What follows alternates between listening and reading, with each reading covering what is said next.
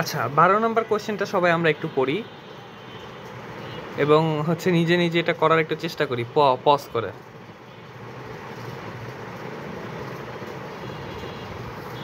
আচ্ছা so I guess হচ্ছে যে হয়ে গেছে। সো এখানে যে কোয়েশ্চেনটা আছে এই কোয়েশ্চেনটা দেখে দেখে আগে ডেটাগুলো আমরা বসাবো। সো প্রথমে বলছে ডেট ইকুইটি রেশিও হচ্ছে 1.5 ওকে। WACC বলে দিছে 9.8% okay, and it's cost of debt is 6%, corporate tax rate is 21%। আচ্ছা what is the company's cost of equity capital? আচ্ছা এইটা বোঝার জন্য আসলে আমাদের চ্যাপ্টার 13-এর একটু বেসিক বুঝা আসতে পারলে ভালো হয়। সো WACC আসলে কেমনে বের করে এইটা আসলে আমাদের বুঝতে হবে। হ্যাঁ, তো WACC মূলত বের করে যে কস্ট অফ ইকুইটির সাথে একটা কিছু গুণ হবে। কি গুণ হবে বলতেছি, সেমভাবে কস্ট অফ ডিভেঞ্চারের সাথে বা ডেটের সাথে কিছু একটা গুণ হবে। এখানে যেটা গুণ হবে সেইটা হচ্ছে আমরা কি কস্ট অফ ইকুইটি না, টোটাল ক্যাপিটালের মধ্যে হ্যাঁ টোটাল ক্যাপিটালের মধ্যে ইকুইটি আসলে কত শতাংশ, সেই শতাংশটার সাথে এই কস্ট অফ ইকুইটি গুণ হবে।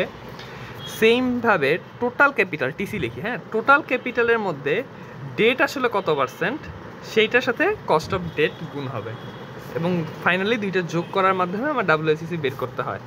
একটু কেমন কেমন লাগতেছে যারা আগে ফাইন্যান্স পড়ছো, বাট যারা আগে মার্কেটিং পড়ছো বা মানে কমার্স ব্যাকগ্রাউন্ড ছিল না বা মার্কেটিং পড়ে আসছো, ফাইন্যান্স ব্যাকগ্রাউন্ড ছিল না, তাদের কাছে একটু এইমাত্র যে সব ফর্মুলাটা দেখাইছি একটু কেমন যেন লাগতে পারে। তো এইটা আসলে চ্যাপ্টার 13 আমরা যখন পড়বো তখন এটা পুরোটা ক্লিয়ার হয়ে যাবে।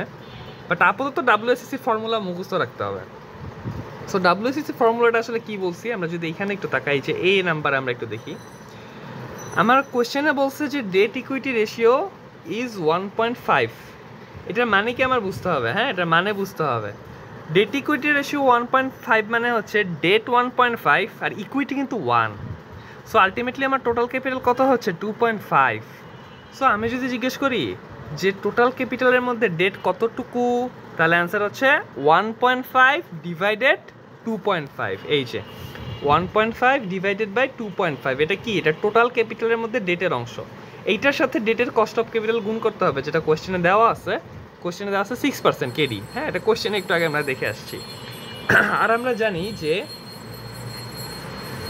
ডেট নিলে আমরা একটা ট্যাক্স বেনিফিট পাই, এই জন্য কস্ট অফ ডেট 6% এবং ওইটার সাথে এই যে 1 মাইনাস 0.21 এটা অ্যাডজাস্ট করে নিতে হয়। 6-এর সাথে 1 মাইনাস 0.21 অ্যাডজাস্ট করতে হয় ট্যাক্স বেনিফিট থাকার কারণে।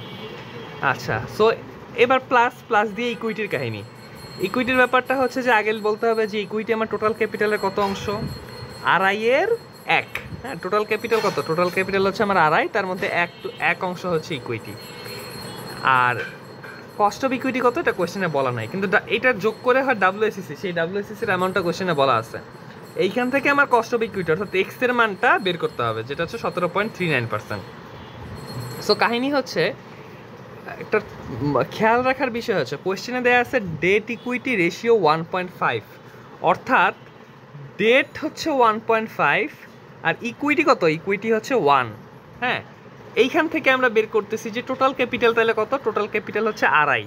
হ্যাঁ টোটাল ক্যাপিটাল 2.5, তাহলে ডেট টোটাল ক্যাপিটালের কত অংশ বলতে হবে 1.5 ডিভাইডেড বাই 2.5। আর যদি বলি ইকুইটি টোটাল ক্যাপিটালের কত অংশ, তাহলে বলতে হবে 1 ডিভাইডেড বাই 2.5। আচ্ছা তারপর এটার সাথে তো বাকি অংশ আমরা দেখলামই। যাই হোক এটা আসলে ইজি জিনিস, যাদের ফাইন্যান্স ব্যাকগ্রাউন্ড ছিল না তাদের একটু কঠিন লাগতে পারে। যাই হোক চ্যাপ্টার 13 যদি আমরা পড়ি তাহলে আবার এই জিনিসটা খুবই পানি হয়ে যাবে আর কি।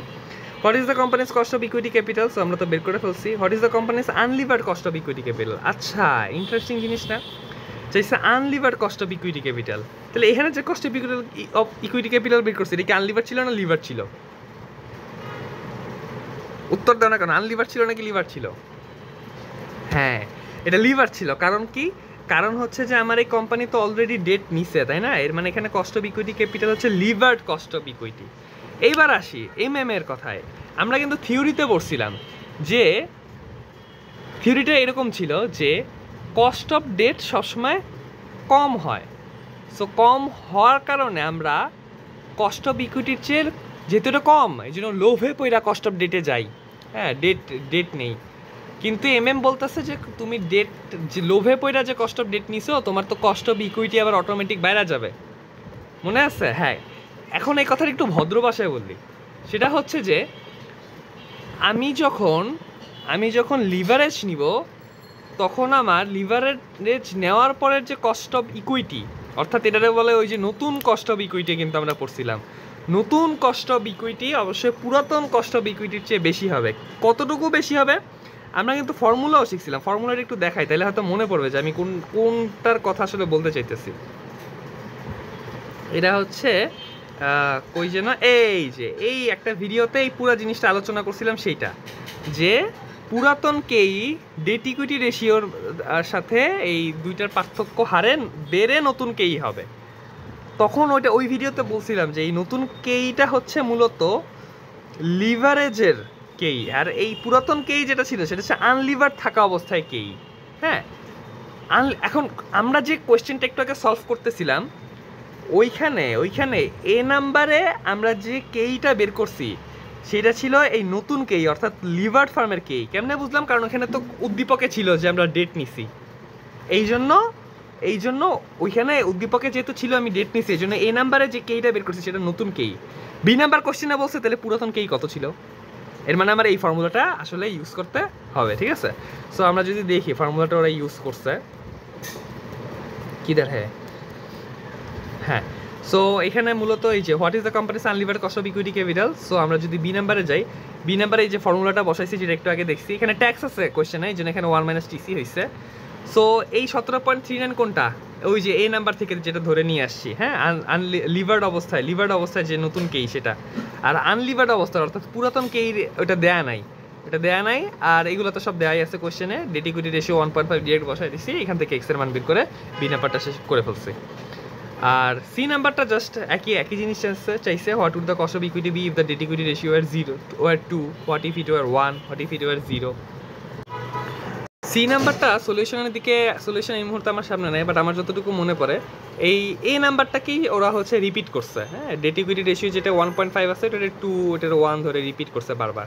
হ্যাঁ, এটা বি নাম্বারও রিপিট করা যাইতো। হ্যাঁ, দুইভাবেই করা যাইতো। সো যাই হোক, সি নাম্বারটা যেহেতু এ বি আমরা বুঝে গেছি, তাহলে সি নাম্বার আমরা সলিউশন দেখলেই বুঝবো, বরং সলিউশন চেয়ে আর ভালো বুঝবো। সলিউশন দেখে মনে হবে যে পার্শিয়াল আছে, বাকিটুকু করে নিতে হবে। যাই হোক, এই হচ্ছে 12 নম্বর।